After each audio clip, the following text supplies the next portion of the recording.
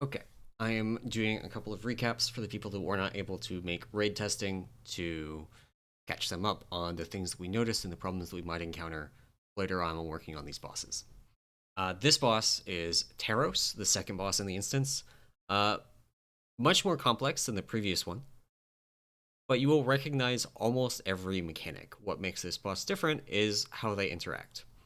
So, the cadence of this fight is very much like Halandris, except instead of spawning orbs, as you're going to see in a minute, he's going to spawn spikes, like the Kel'Thuzad spikes.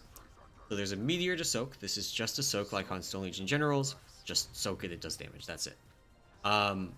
And then these spikes spawn from a few people that are targeted. You couldn't really see it there, but I'll highlight it later. And then we get tank beams, which I'm actually going to go back and there's going to be another one in just a second. There's a Shatter, you just dodge that, and Rebel that falls like from Sludge Fist. Cool. And you can see the tank beam just like on Halandris there. And we are 30 seconds into the fight. You have seen everything. Almost. There's one more mechanic. But this cadence is virtually identical to Halandris. If you've tanked that, you know exactly what I'm talking about, where there were orb spawns, 2 sets of beams, and then it repeated on loop for the entire fight. For tanking it, there's one key difference in that there are half as many beams. You get 2 beams per rotation instead of 4. And when you break the spikes using the beam, it's like you killed a spike on Kel'Thuzad. So we tried breaking them all at once. We actually did that a couple times in this poll that you'll see. What we found is that the damage from the dot was just really hard to heal through after doing the group soak. So we have Bloodlust going here, so it wasn't that bad. We had another cooldown to hit the second time that it happens, so it still wasn't that bad.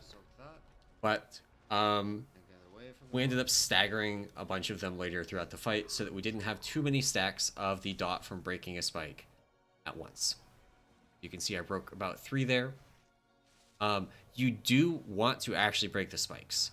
Unlike on Kel'Thuzad, where there's no real reason to break the spikes if you didn't have to for whatever reason. These do a pulsing AoE for as long as they're alive. So if you don't break them, you'll eventually just take too much damage and die. Okay. Try and get towards the skull. Now, the final mechanic on this fight is effectively Ravage from Denathrius. It behaves virtually identically, which means that you bait it. We baited the first one, like you could see there. That sets the positions for the rest of the triangles throughout the rest of the fight. The key difference is that it's dividing the room up into 4 quadrants instead of 3. That means that you can have that go off 3 times, and then the 4th time is effectively the hard enrage.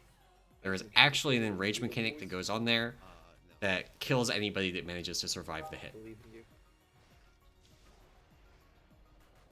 And that is the whole fight.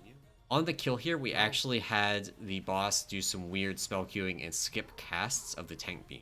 Hopefully that will be fixed on live, or ideally actually for mythic testing, but we will see. The main ways to wipe on this, from what we can tell, are breaking too many of the spikes at once. That will do such a high amount of dot damage that it'll just wipe the raid. Not soaking group soak with enough people obviously also does it. Walking into the middle here, you can see me like being on the edge here. If you take 2 steps forward, you fall in and die. And other than that, you can somewhat bait the Sludge Fist Rebel, like on Sludge Fist, but it's not precise, and there are random ones that just go out. So there's some positioning things here to like bait them so we have enough space for later in the fight. But you can see areas that we haven't even been in on the opposite side of the room that already have Rebel. And then, of course, the last way to die is baiting that Ravage to the wrong quadrant. That will kill you. Rock Blast. There is one final thing that I want to show. I'm going to skip forward a little bit for it. We'll see when we get this one. We actually, because he skipped casts of the tank beam, you guys want to sit here for we had spikes left up when he cast Ravage. Oh, is it? Okay. Yeah.